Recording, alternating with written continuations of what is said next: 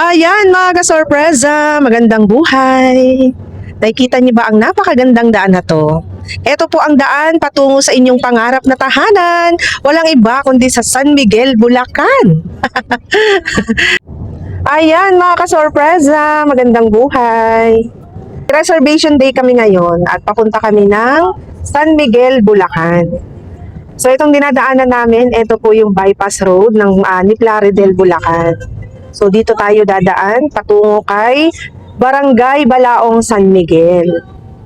Andito na yung ating ibang buyer at yung iba mag-aantay na po doon sa atin sa mismong site at doon na tayo magkikita-kita mamaya. So ito lang aking buyer, hayahayang buhay.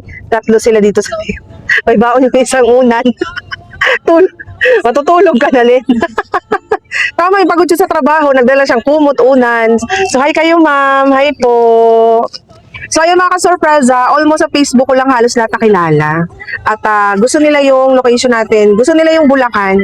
Kaya sisilipin din natin kung ano na yung sitwasyon doon. Dahil nung last punta namin ay nilalandib pa lang yung lupa. O ngayon baka may mga sukat-sukat na. So mamaya papakita po namin sa inyo. Wow, thank you. Nag-thank you agad. Ano na, malapit na tayo. Ang ganda ng Bulacan ka-sorpresa. Ang lakas maka-nature. At saka ngayon, mura pa yung ating house and lot dito. Ito po yung first batch natin ng Bulacan Project. Yung ating Pasinaya Homes.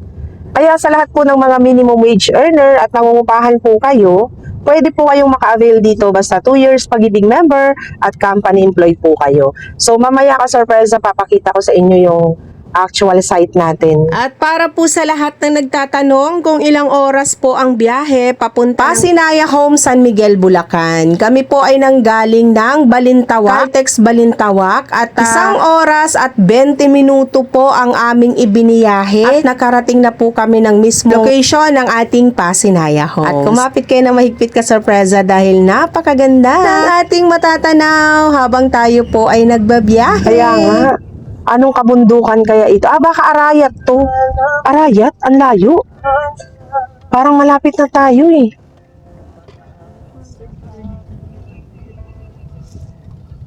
Ayun no. Wow, ang taray ng ano. Ang ganda ng view. Dapat kayo Wala po sir. Para, puntahan natin. opo, puntahan po muna natin. Turo mo na. Sige po. So, eto na, kasorpresa. Nandito na tayo sa Barangay Balaong, San Miguel, Bulacan. At itong may nakaharang, eto na po yung site ni Pasinaya Homes. Eto na ma'am, welcome po. Ayun, mamaya. Titingnan natin yan. Diyan sa loob po. Yan, sa loob ang ating actual site.